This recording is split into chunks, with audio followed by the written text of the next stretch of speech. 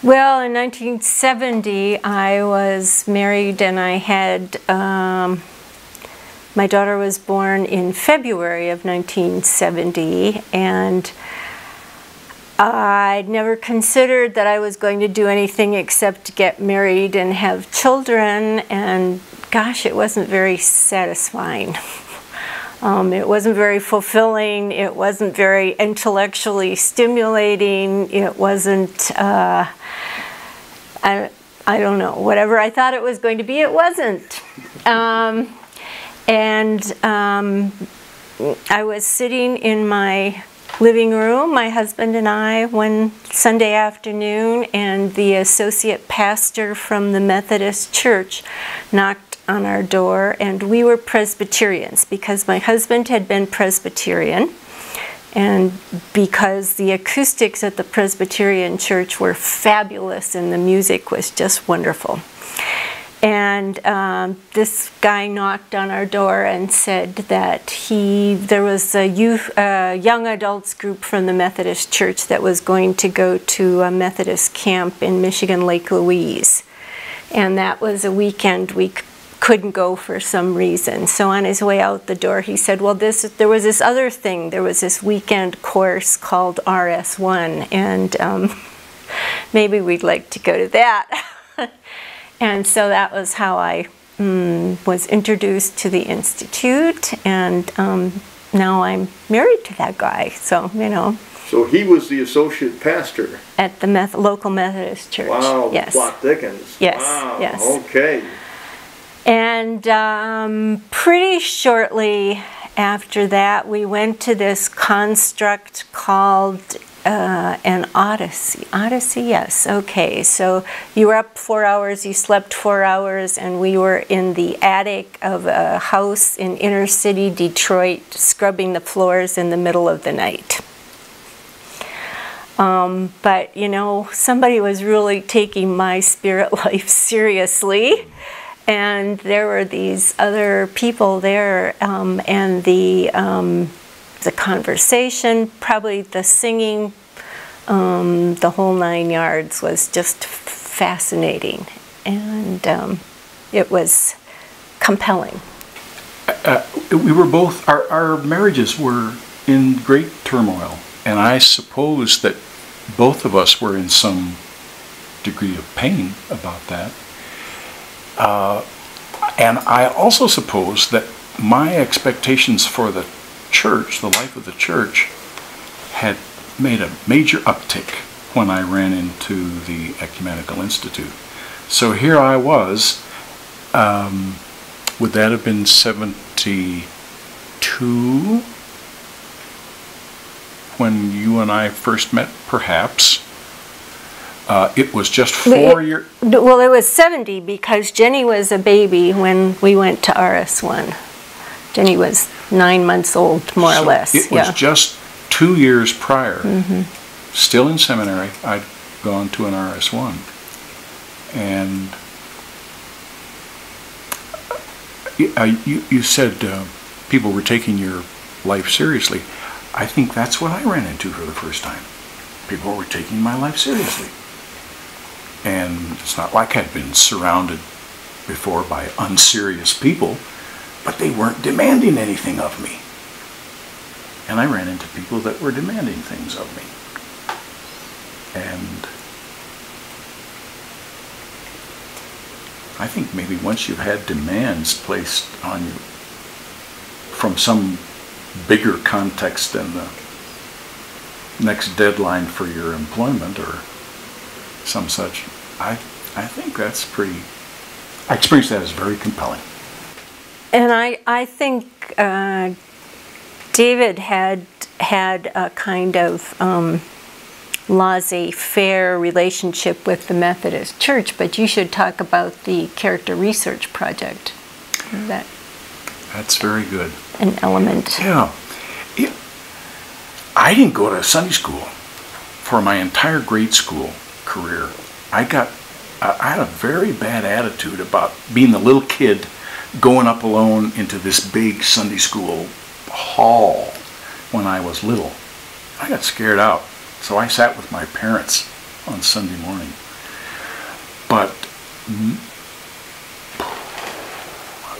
early high school, I think it would have been, which would have meant, 56 perhaps. Central Methodist Church in Lansing, Michigan was getting itself hooked up with a project run by the psychology department at Union College in Schenectady, New York. The psychology department in college was experimenting with a curriculum for Sunday school classes. It was called the Character Research Project. And what it turned out to be was working with the Beatitudes in terms of stories about how you can live.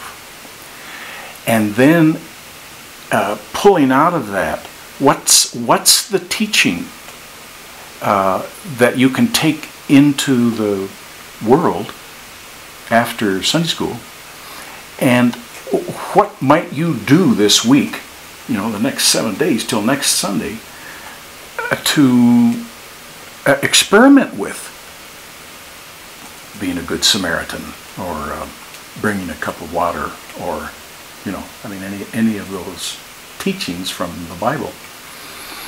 So we literally, this is a little class of, 6, 7, 8 high school kids, and 2 men, Bill Godfrey and Wes Yard. We went off and experimented, and came back and talked about what had happened the next Sunday. Well, that's a scientific method, and that just grabbed my imagination. I wasn't in any way conscious about it at the time, but that grabbed my imagination. I can still tick off the key words that were used. And I think that the Ecumenical Institute that showed up then almost a decade later, was somewhere talking about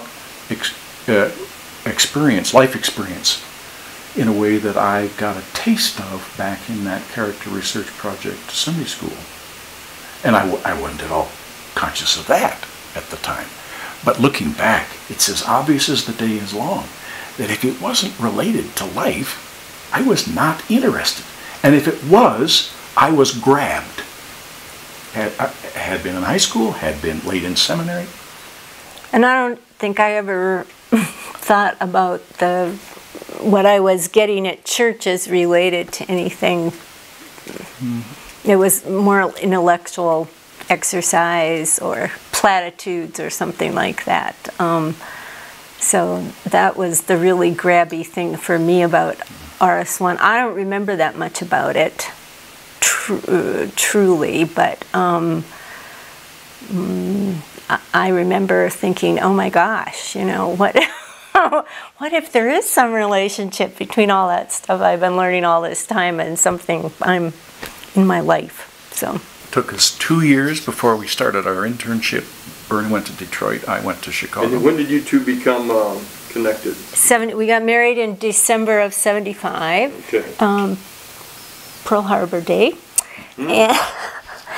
And then we went to Dallas, and then we did a series of one-night stands, so to speak. So we went from Dallas to Phoenix, Phoenix to Pittsburgh, Pittsburgh to New York, New York to Calcutta, Calcutta to Melbourne, Melbourne to Detroit, Detroit to Kansas City, Kansas City to Bayard, Egypt. Bayard to Denver. Landed here late 85. 85, Actually 86. settled here in early 86. 86. Wow. And then we were in the house here for a couple of years and decided to strike out on our own. So that was when you departed the formal structures, was like 88? Is that I went to Huastepec in Mexico? Mexico. And we weren't in the house anymore when you did that, were we? that may be. Yeah, I think that may that's right. It's kind of a disturbing list. I look back on it, and my own reflection is that the order personnel office didn't know what to do with us, or I didn't know that I needed help dealing with particular assignments. I mean, I look back on it and say that now. I needed some coaching or something. Yeah, I think at the time we thought we were pretty flexible, and that was a great gift because we could be, but yes, there certainly would be other ways to talk about it. Yeah, and I think just to have gotten to know the country better, really, to have some better idea of the geography and people and so on. I think we're at one end of the baby boomers, and I definitely think in some way our personal histories are related to some relationship to World War II and sort of post World War II.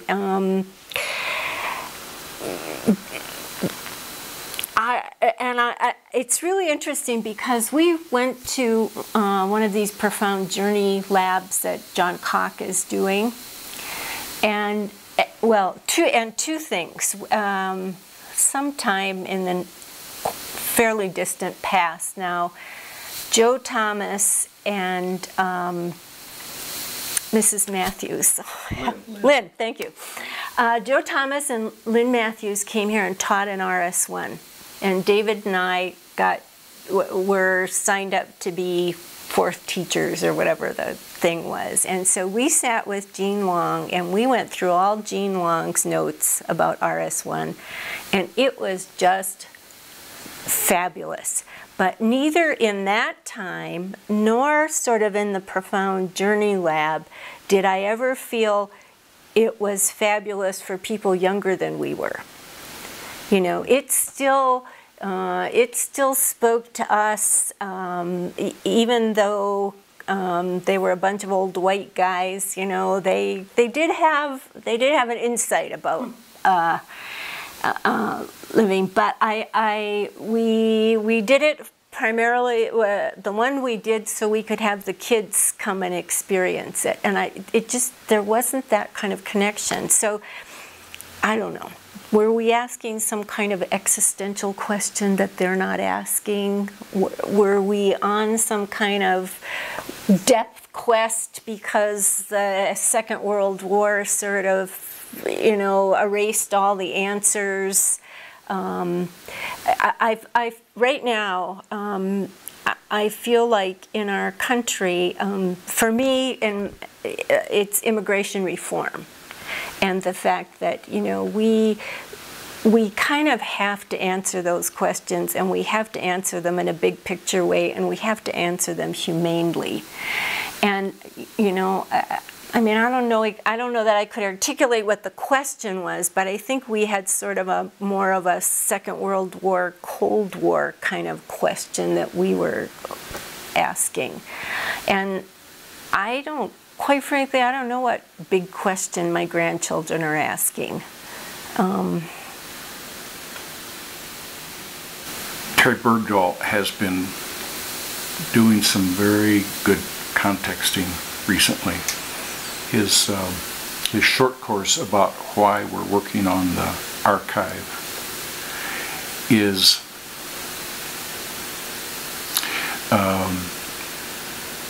people need to feel like they have a strategy for making a difference in the world.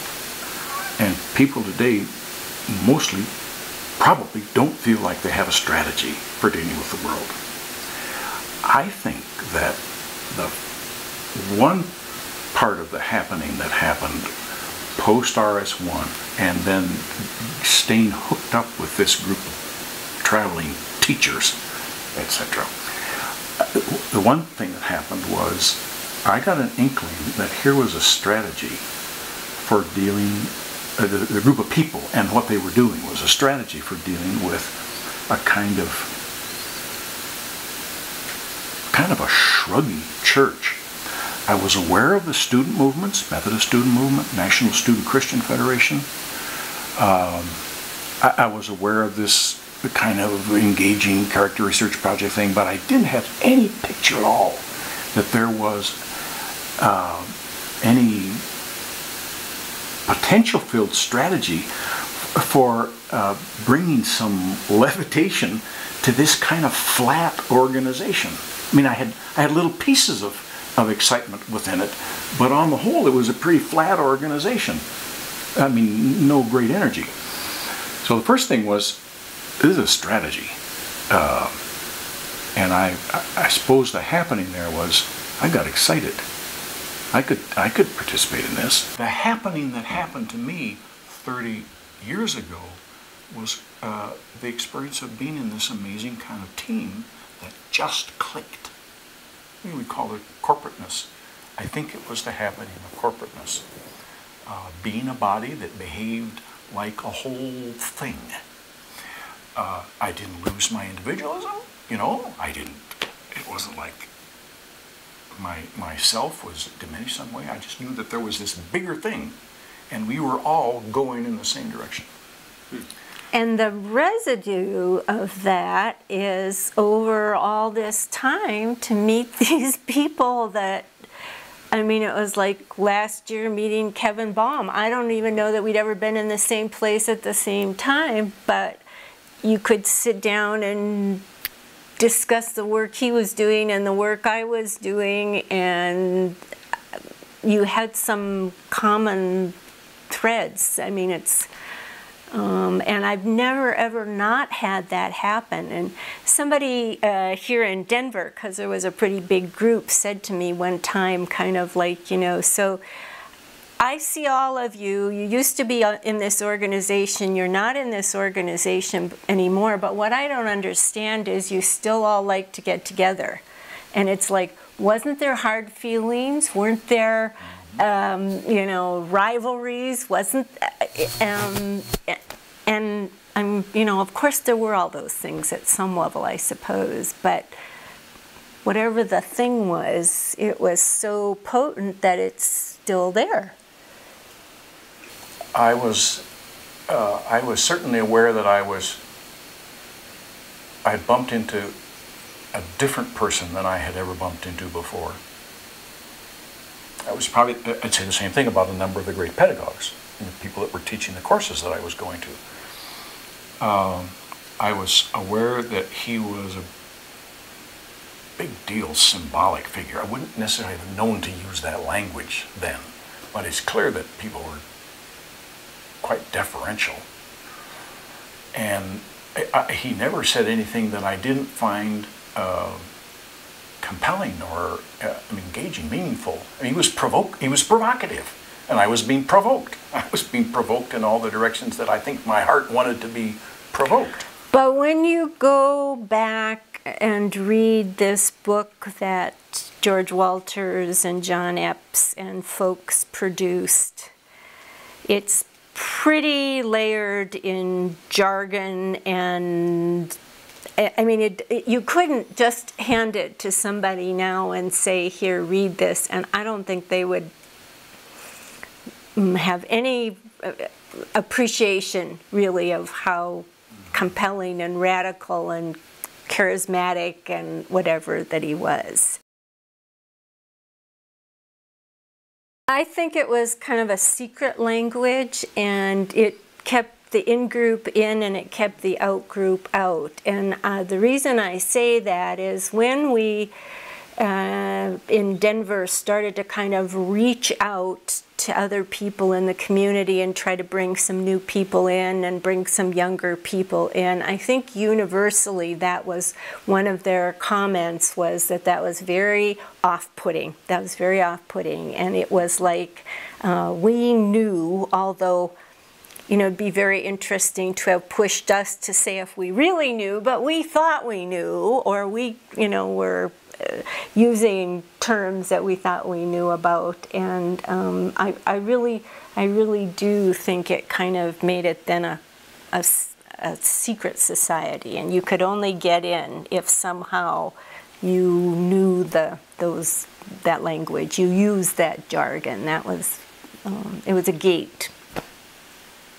You know, I sure know what you mean when you remark about jargon or ask a question about jargon. I don't think I was at all conscious that I was using jargon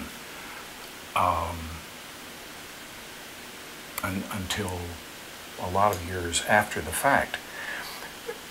I don't know that anybody was conscious of in-group, out-group thing, but I'd say that maybe the least I could say is we were just wrestling to find language to try to talk about what we experienced or wanted to experience, hoped we could experience. Mm-hmm. And I suppose we played games with the language. We just experimented all the time with different ways of talking about what we experienced or what we yearned for.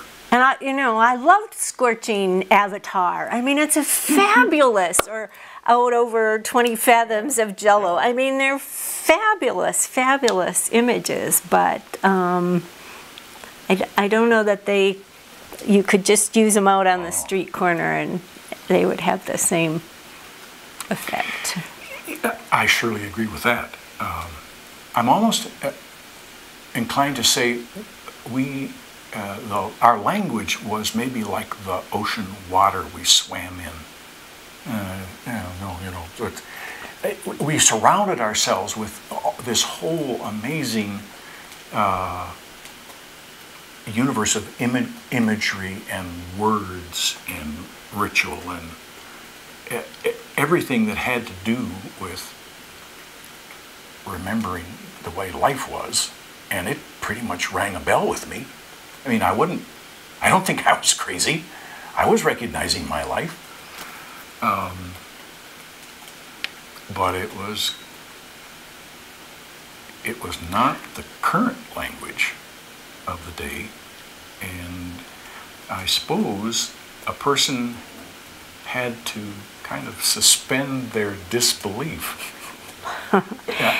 in order to allow themselves into the water, so to speak. And once you got in and started listening carefully enough to what was being said, a person could get, I got what people were talking about. And it was meaningful to me to use that language because it was describing something that I knew, something that I experienced, and something that I was interested in. My example of that is the expression historical time. It's one of the 5 poles of the Pentagon, and I still am not 100% sure that I got that Pentagon nailed down. But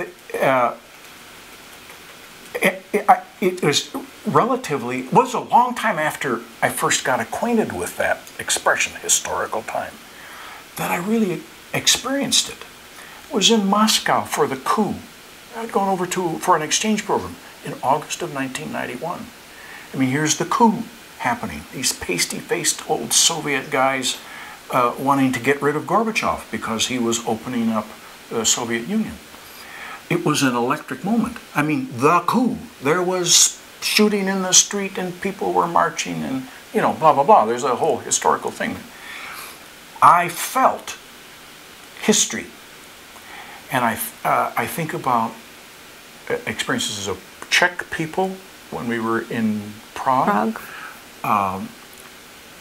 Bosnian people when we spent a brief time doing work with Susan Fertig-Dykes in Sarajevo.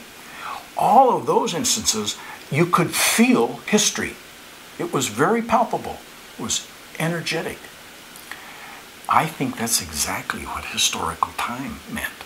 And somehow, whoever it was that invented that Pentagon and those expressions had got some kind of inkling that it was possible to experience the moment in a very palpable, historical moment, in a very palpable way. I mean, enough that it could lift you into some very intentional engagement and commitment to being in the moment.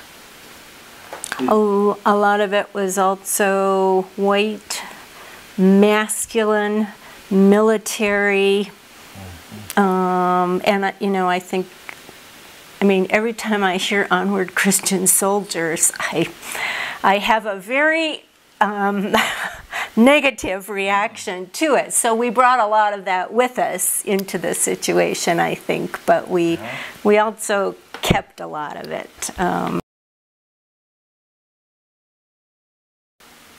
Early in the morning. Yeah, he slept in a lot. Sorry, he can speak for himself. Probably. I loved the discipline. I loved the shared. I don't remember if it was 6 or 7 or 8 people that participated. But then, in some ways, that says as much about me as it maybe does about the daily office. But we've really struggled. We make noises from time to time, and we say we ought to get those canonical hours out, and we ought to do them. We've kept a meal ritual, but we haven't. And I find, and I've stayed a Methodist, unlike some people, I find the Methodist Church service totally unsatisfactory in terms of a meaningful ritual. However, I did attend the Episcopal Church, and they were way, way, way, way, way too much focused on form rather than substance, and way too hierarchical for me, at least in the Episcopal Church that we attend. There's very little room for lay leadership. But I attend church regularly now. I play the organ and accompany a choir, and I enjoy that. But in terms of sock it to you rituals that grab you and hold on to you, the Methodist Church, at least that I go to, doesn't have that. I have never had any more amazing experiences of group worship than the daily office in the Great Hall of the Order at 4750 North Sheridan, Chicago. I mean, that's awesome. What it did to me was get pretty well planted right deep inside that worship is a corporate act. There are no observers, no audience. And it pretty much drives me crazy these days when the choir takes over the singing of the parts of the worship service that for the most part the congregation participates in, but the choir brings special music sometimes. So the rest of us stand around listening to what it's our business to be saying. And I say that from deep inside because that's what I experienced with the daily office. Same thing with the common meal. We were all doing that. There were no observers. I was paying careful attention to the way my life was, the condition of my life. I was listening up, attention, to a blessing upon it, as messy as it was, my life, a blessing on my life. And I was being kind of nudged in such a universe, David, where you are kind of a mess, but that's your blessed condition. What are you going to do about everything around you that's kind of messy? Are you going to live on behalf of somebody else? Are you going to put your life on the line for somebody else who maybe doesn't have the opportunity to know that their own messy life is blessed? I think it's going to be a pretty hard sell to get these folks off the golf course. But I did, and I do think there are people that would understand that stating the truth, as messy or as unattractive as it might be, is really a powerful thing, and there's a lot of power in making that public and doing it in front of people or with people.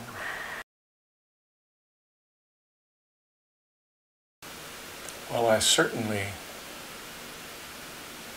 didn't have the half notion or the half appreciation of how my own self story and my own interior story has everything to do with whether I can live my life. The thing about self-talk and the thing about the story people tell themselves that either thwarts them or empowers them. I remember hearing this when we talked about that, but it's sort of overwhelming today to realize that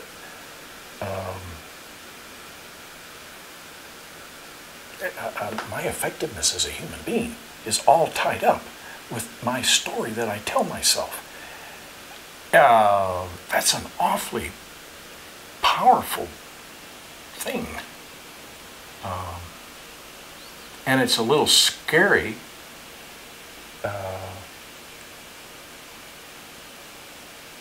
because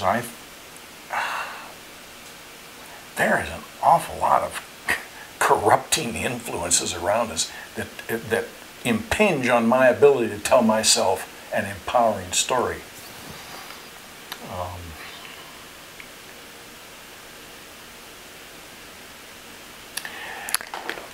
And I guess maybe even more important to say, I feel like I'm probably, both of us, probably a lot of us, are kind of hypersensitive to the stories that we hear, our national stories, mythology about America,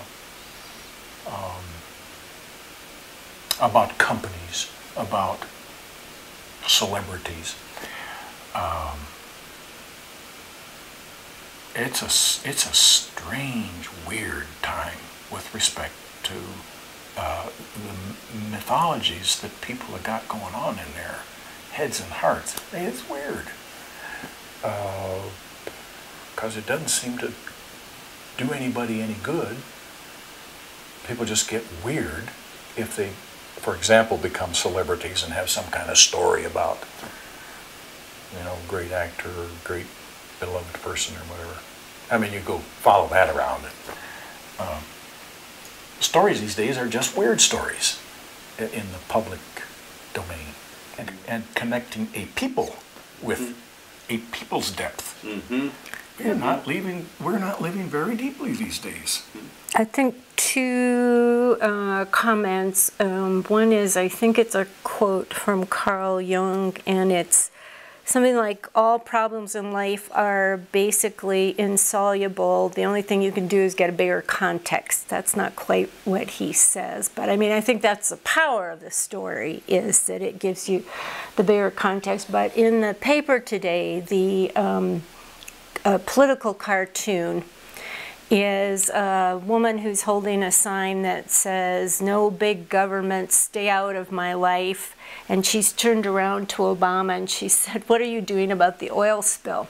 And to me, that kind of is the epitome of the disconnect between these stories. All these people they don't want the government unless there's a problem, and then they can't get enough government to sort of help them out. But I don't think they see that that's a disconnect. I don't know.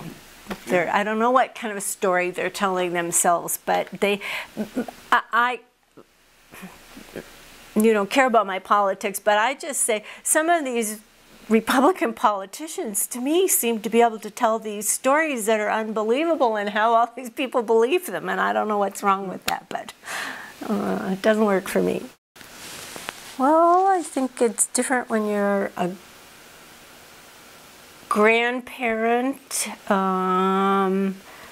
My father has died, and my mom is, I think I've come back around maybe to some more universal stories, not so much about my uniqueness as my connectedness to some of these things. And maybe I see more connection. I think I went away to college to take pre-med studies so I could become a doctor. My dad was a doctor. I discovered not too far in that I really wasn't at all interested in sitting in organic chemistry labs while the rest of the world was out enjoying the summer or springtime fun. Switched to psychology. Somewhere in the next year or so, 63, something like that, I was just deeply moved. I mean, it was the God's call moment. So you can see me as a kid down on my knees in the chapel at the summer camp. The story that I started telling myself... But you had that experience. Had that experience. Mm-hmm. Mm-hmm. And pretty quickly decided that meant that I needed to go to seminary, that I was called to the ministry. So I went off to seminary and barely scraped by. I was not a model student. I was barely engaging that material. My impression is some people go through seminary and they have profound experience. I mean, they get really seriously, deeply in to the wisdom of the Christian faith, history, It's a whole thing of getting really deeply into that role as teacher, pastor, priest sort of thing. I was not there. I was playing the role because the story I told myself was that I was called to the ministry. Well, it just wasn't, that wasn't the kind of role that I could play for varieties of reasons. And it took me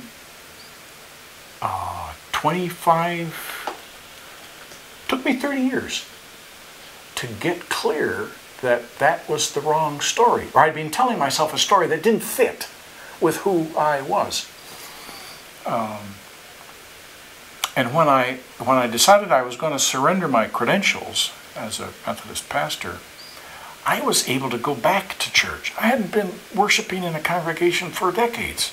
I mean, it was around the world, a few worship experiences here and there, but when I got rid of that wrong symbol, when I was clear that I'd come to the end of that wrong story, I was finally able to go back to church.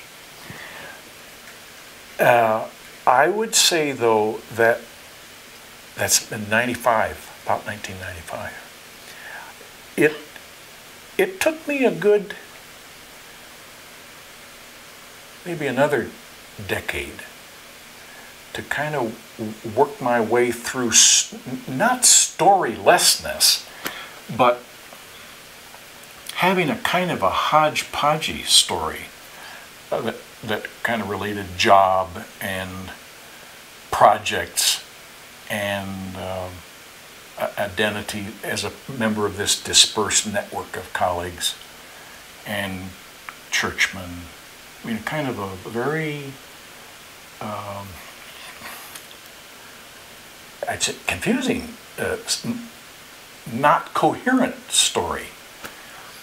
It's just the last few years that there is one story taking over, and that is the order. I am, in some manner, shape, or form, a member of an order body.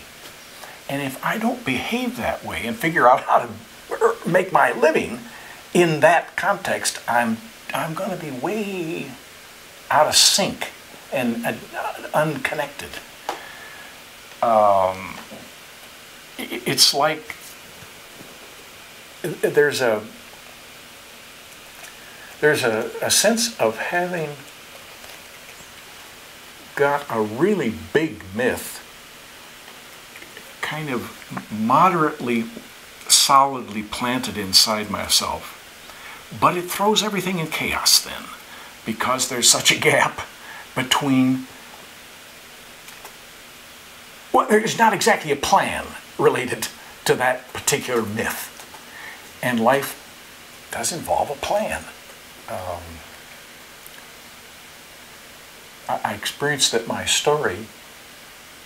I experienced that for the first time in my life, though I've heard the expression for decades, that I am truly out over the 50,000 fathoms of Jello. Whatever that. I didn't know what it meant back then. Now I am experiencing it pretty viscerally. The caught between the no longer and the not yet. That was a nice image back then. I mean, it's kind of a provocative, compelling image. You know, it's kind of motivating forward.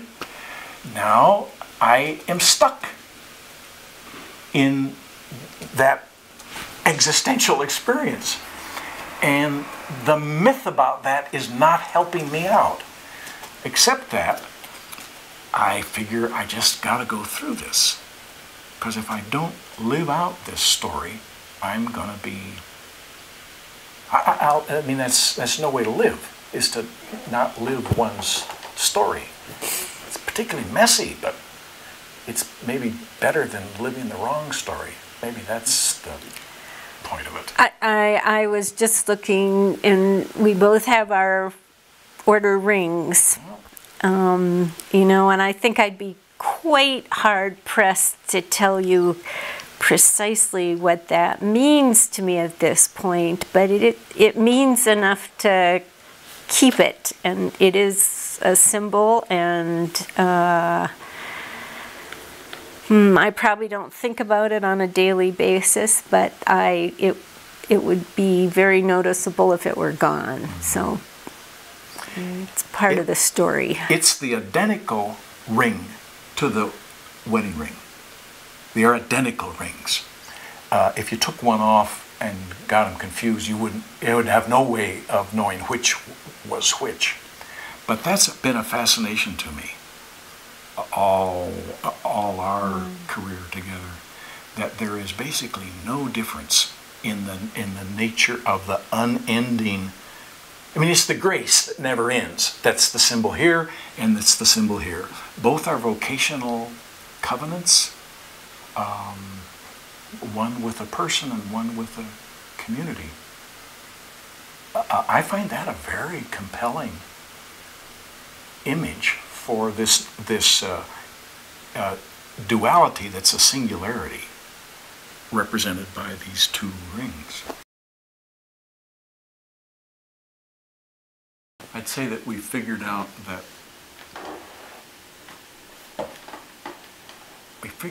the relationship amongst the mind, the heart, and the body. I mean, we had these 9 aspects of the religious mood, with meditation here, and the rest, you know, where they were. That has the fact that meditation is a part of a bigger picture. It's a rational picture. I recognize that it's not only rational, but it makes sense in terms of how I experience my life. No, it's just not an intellectual picture, but it is rational. And that rational picture contains this very existential part that has to do with what goes on inside my brain, and my brain not divorced from my heart. We discovered that I'd say we discovered that rationality. I don't think we discovered the depth of it. And it's been left to the Larry Wards, or the Mylan Linda Hamiltons, or I did a little brainstorm and made some notes. There are probably several dozen people who dived into the depth of that, and went where not the rest of us have not gone, perhaps. Two things that often when I'm doing training and we're talking to people about this culture, we say people are kind of programmed to jump in and solve a problem. That's kind of your response. So be it a client or a coworker, someone comes to you and they tell you something, and your response is kind of, what can I do about this? And I think the meditation thing for me is the kind of step back, that in the first instance, I'm not doing in the way that I've sort of understood that. The other thing that we say to people when they're trying to communicate with someone whose English isn't their first language, we talk about a kind of counseling approach that we call active listening. And kind of the heart of it for these folks is getting people to paraphrase what they understood. But it's listening.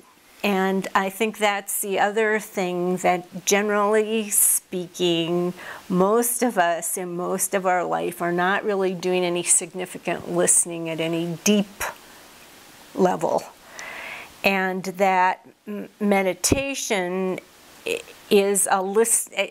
For me, it's two things. It's not doing anything, and it's listening, and that those are two very hard things, I think, for Westerners to kind of get their mind around. But I think that there are lots of good examples of people like Merton who have taken this on and have benefited from it, and there's a lot of interest, I think, in, there's a lot of good Catholics out there interested in this kind, these kinds of practices that I think is pretty revolutionary, and other people too, but we happen to be hooked into a network that's got a lot of Catholics in it, and they're flocking to weekend workshops on and I forget, walking the the labyrinth. Thank you. Mm-hmm. Which is a meditative exercise, and I think people are just thrilled to be able to participate in some of those things. The new religious mode, the charts, meditation, none of that has been particularly important in my life, except that it's existed and gives me this big holistic picture, meaning it's always in the back of me, and if it weren't there, I'd be the less for it. But what's been important has been the Kierkegaard quote, "The self is a relationship that relates itself to itself. And in deciding to be itself, grounds itself transparently in the power that posited it." That is, to me, the primary gift that I've taken away from this whole history. But it seems to me relevant in this context, a conversation about meditation, because it seems to me that it holds everything inside it. My ability to watch and to listen and to feel. The Benedictines say, listen with the ears of your heart. That ability, that the charts just can't express. But what they contain, the poetry they contain, is all I mean, it's one way of talking about what we've heard, seen, or felt. And that's the discovery that there are depths beyond the charts, you know, or depths beyond the practice that a person wouldn't be acquainted with. At least in our case, in part because we had that blooming rational system that suggested there was more. The other thing that occurred to me is that one of the, and it's partly a function of age, I think, is the ability to just let things go. So I experienced it, and I know I experienced it, but I can just let it go. And I just think, I mean, we were talking this morning about the Arabs and the Israelis. And what has happened, and until somebody can let it go, until both sides can let it go, there's no possible way to see that things are going to come out any differently. I had the opportunity to work with the Kosovo refugees when they came to the United States, and they had a cultural night, and they had these little children, and I mean they were 3 and 4 and 5 years old, who had memorized these long epic poems.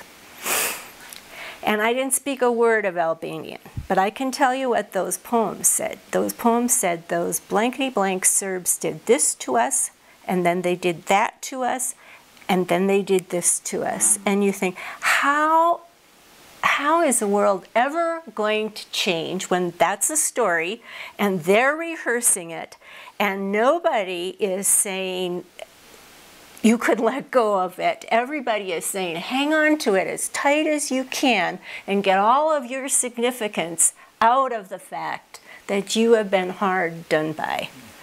And you just think, you know, how is the world going to change if we don't have, I mean, maybe it's not meditation for everybody, but if we don't have some way for people to, beyond that experience, be able to let go of it and not do anything about it.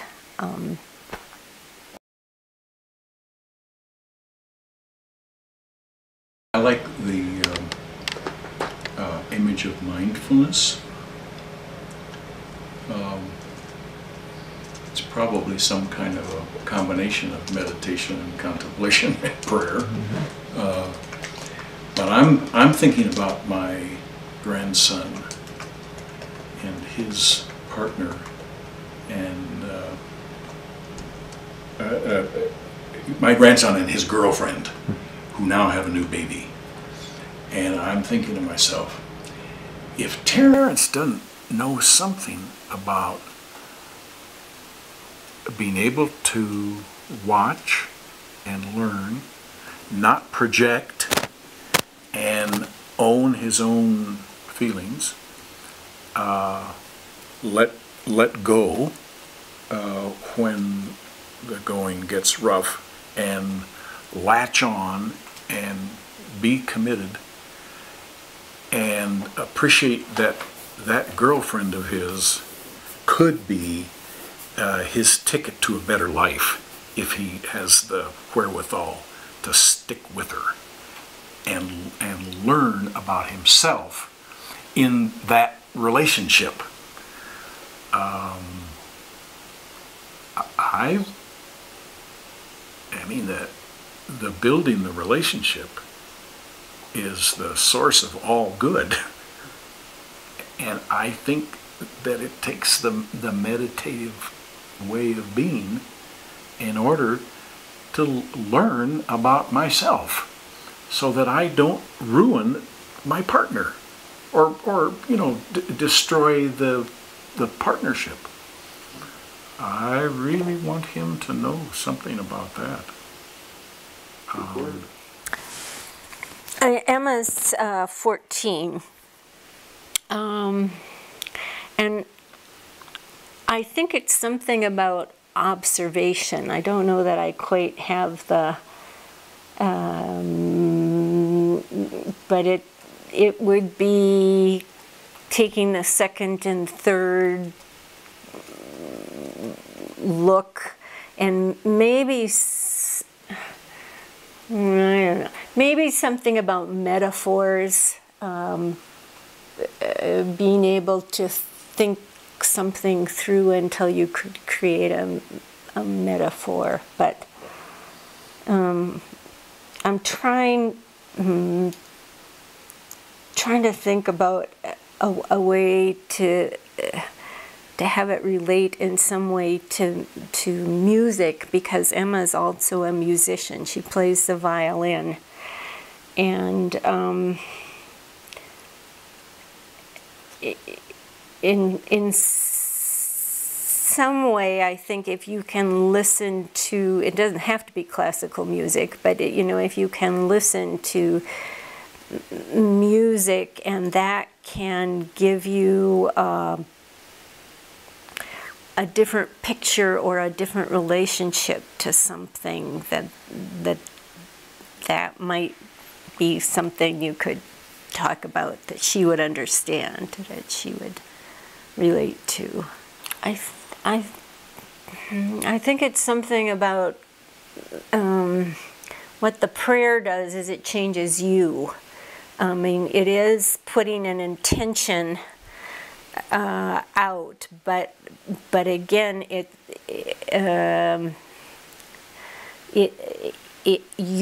you can articulate it, what it really does the most for it is enlarging your interior space, or your problem-solving ability. I don't believe there's someone up in the sky looking down and responding. All I know is I'm in deep duty in this department. I mean, the meditation, contemplation, prayer department, not just the prayer department.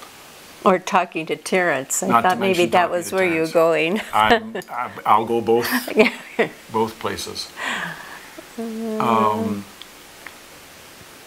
Meaning I'm way at sea. I have only fleeting glimpses, and they come and go. I know that there are times when I'm very, very aware that I am constantly praying. I mean, the Starrett's prayer comes to my mind. There are brief moments in my life when I am mindful that I am connected with all of history and the heroes.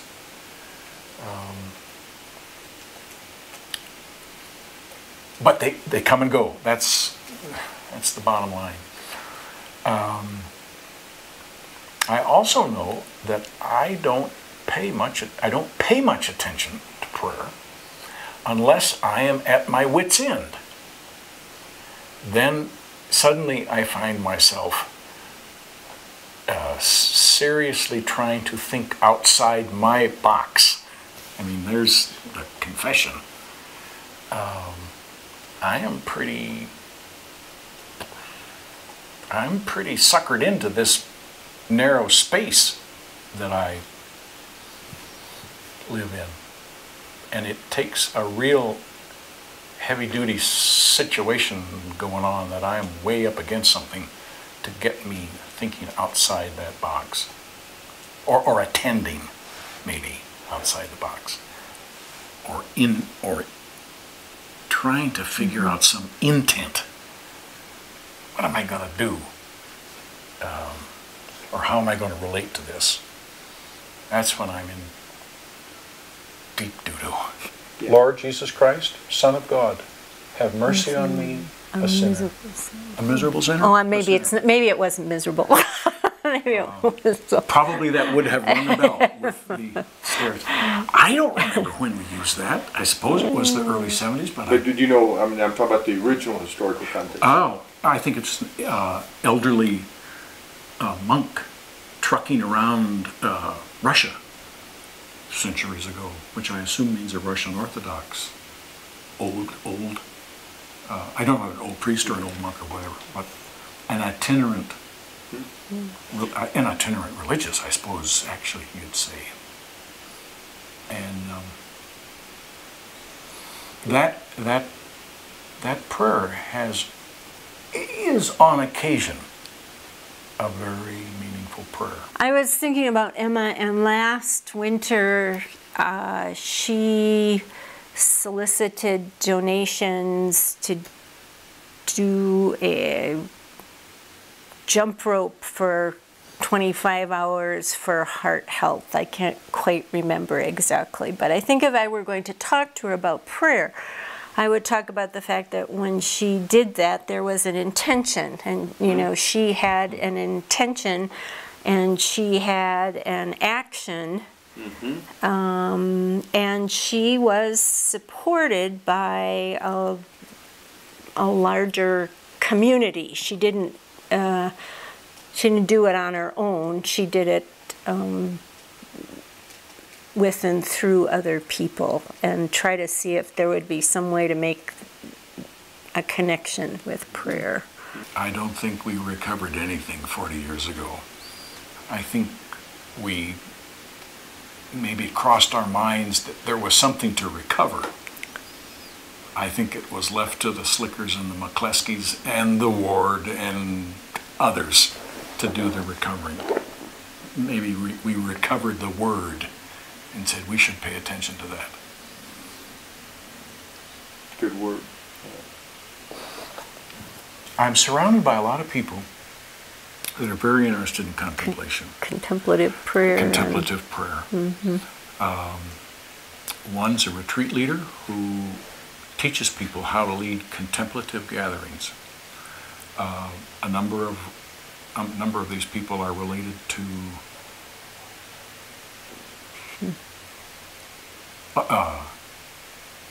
they talk about centering prayer. I can't think what the organization is. Contemplative outreach. Contemplative outreach. And Thomas Keating is their, in his way, they're Joe Matthews' revered saint. I guess what I'm struck with by all these people is that they're willing to be quiet, and they make quite a point of, there are no outcomes here. This is not an exercise in getting somewhere. And I expect that's probably, as much as anything, the gift of the East. It's a gift certainly also of Christian contemplative tradition, maybe made a little more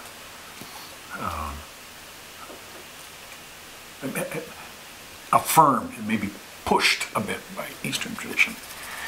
But it's really hard to be quiet. It's really hard to sit still. I'm speaking for myself. It's really difficult to listen. It's really useful. all of the above. Sometimes, I mean, I'm aware that it's really useful. But, oh man, I am not...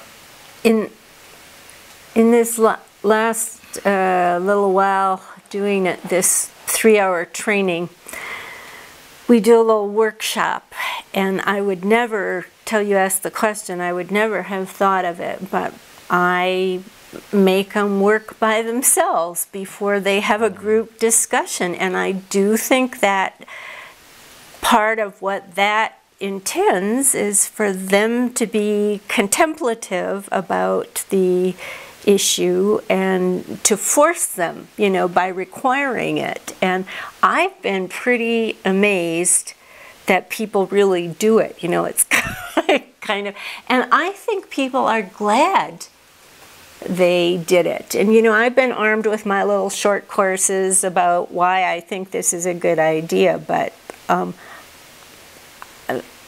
I think it's contemplative. And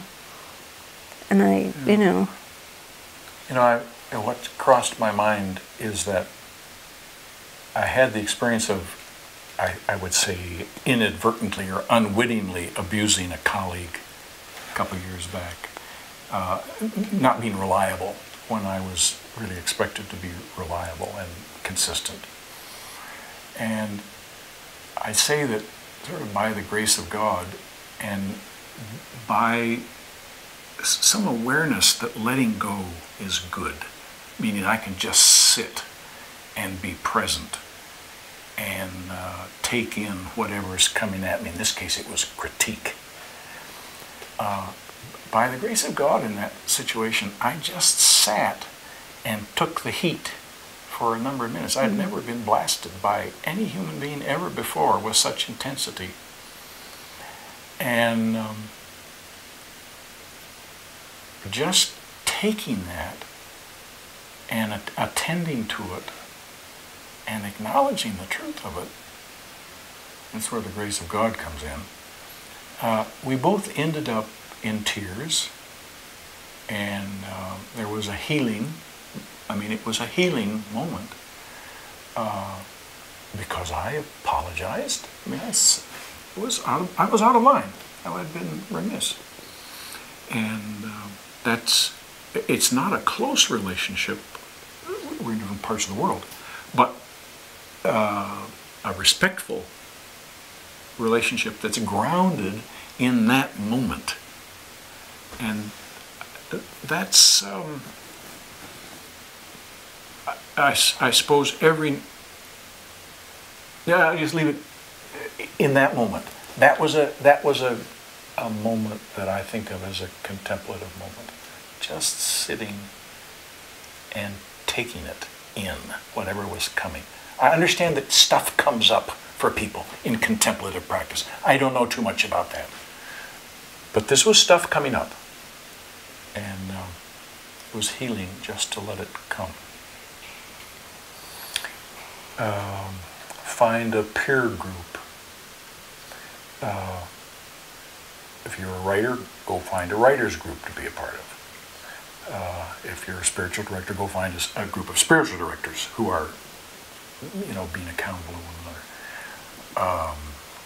If you're a musician, I suppose it's go play with colleagues who can talk music with you. That's the first thing.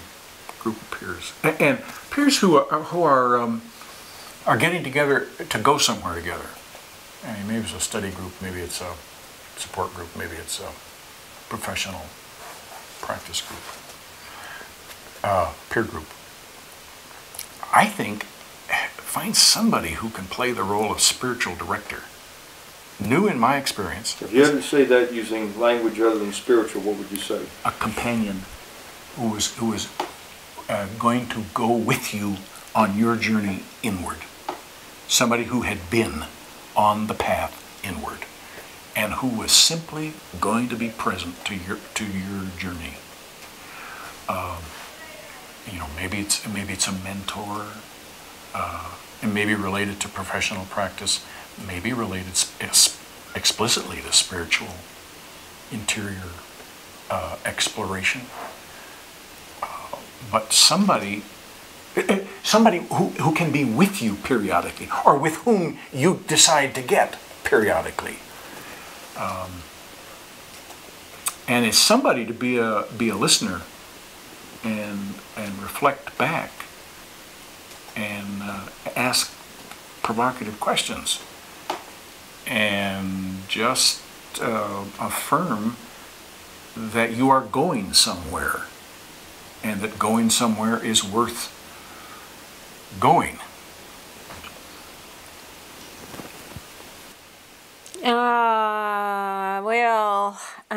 Drumming was the first thing that came to my mind.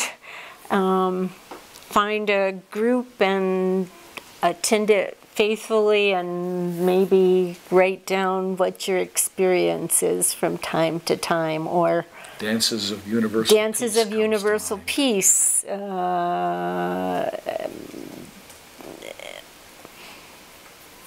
and I don't. I think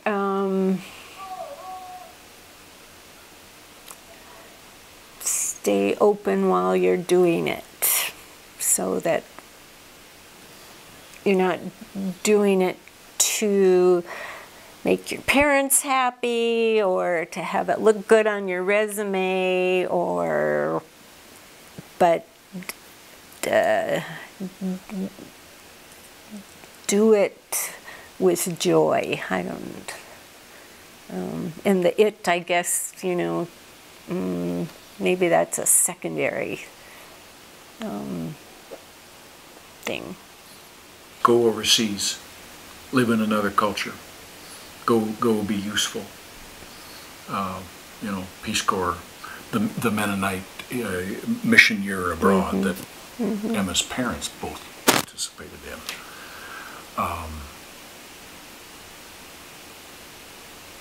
Go to good movies, read good books, go to good plays, go to great concerts,